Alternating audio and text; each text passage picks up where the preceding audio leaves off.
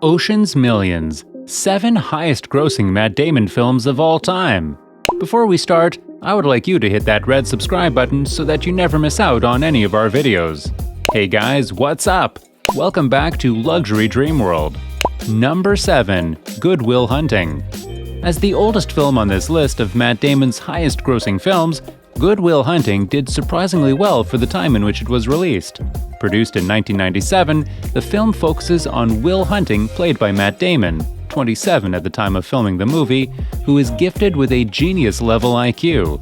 Despite having knowledge of this gift and a constant reminder from his friend Chucky Sullivan, Ben Affleck, as well as his college girlfriend, Skylar, Minnie Driver, he is content as a janitor at MIT College.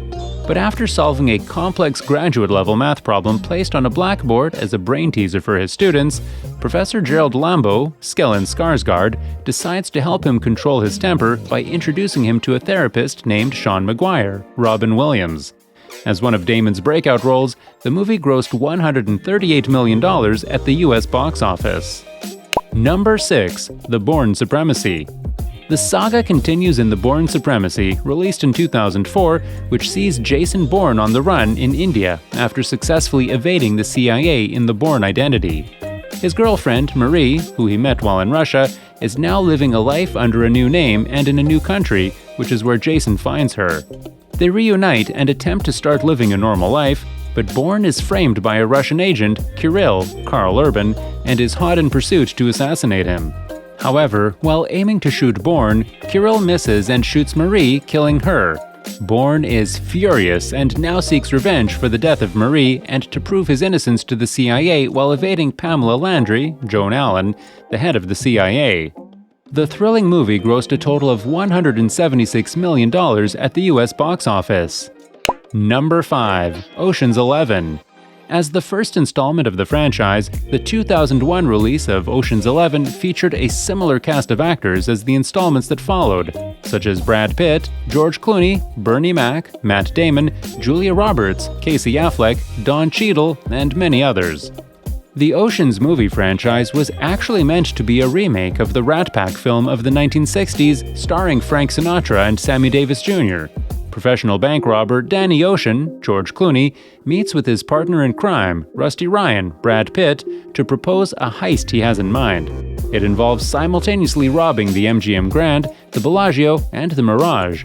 However, they need funding for the operations, which is where Ruben Tishkoff, Elliot Gould, comes in.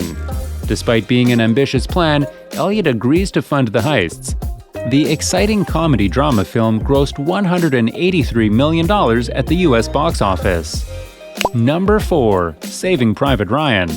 Produced and released in 1998, Saving Private Ryan is the second oldest film on the list. The war action film stars a cast of A-list actors, among which are Vin Diesel, Private Caparzo, Tom Hanks, Captain Miller, Matt Damon, Private Ryan, Edward Burns, Private Reuben, Barry Pepper, Private Jackson, Giovanni Ribisi, T4 Medic Wade, and Paul Giamatti, Sergeant Hill.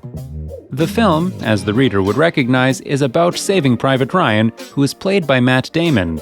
Produced by Steven Spielberg, the film is set during the invasion of Normandy during World War II, and Captain Miller leads a detachment to locate Ryan, whose brothers have perished in the war. The soldiers learn courage, honor, and loyalty as they trudge through a deadly war zone. Private Ryan earned $216 million on a $70 million budget. Number 3. The Bourne Legacy. The 2012 action thriller, The Bourne Legacy, picks up from where it left Jason Bourne in The Bourne Ultimatum 2007. As he grew closer to discovering his identity in the previous installments, he gains greater clarity on the CIA handlers who molded him to become an assassin. In The Bourne Legacy, Jason's actions threaten the destruction of decades of information across multiple secret intelligence agencies. The man who built the programs, Eric Breyer, Edward Norton, decided to eliminate one of the agencies named Outcome, which Agent Aaron Cross, Jeremy Renner, is a part of. Breyer now targets Agent Cross, and Marta Shearing, Rachel Weisz, a research scientist, must now fight to stay alive. Although Matt Damon wasn't the main character in this installment, it still managed to gross $276.1 million. Number 2. Jason Bourne. Jason Bourne is back in action in the 2016 film release of Jason Bourne, where he is yet again being hunted by the agency that trained him to be a lethal weapon.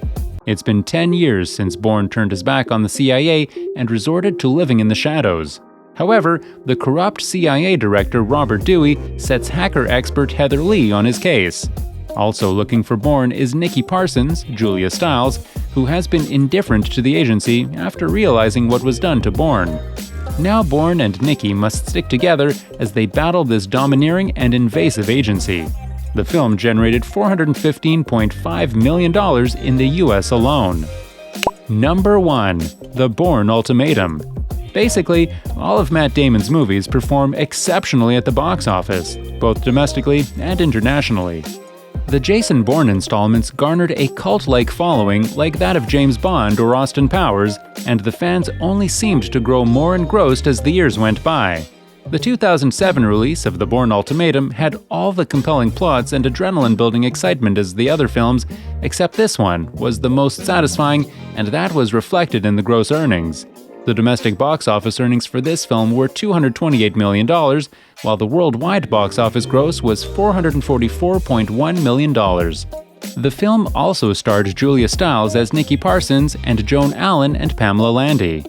This brings us to the end of our video. I hope you enjoyed it. Hit like if you did, and don't forget to subscribe to our channel so that you don't miss any of our videos in the future.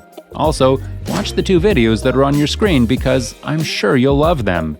With that, I'll see you in the next video.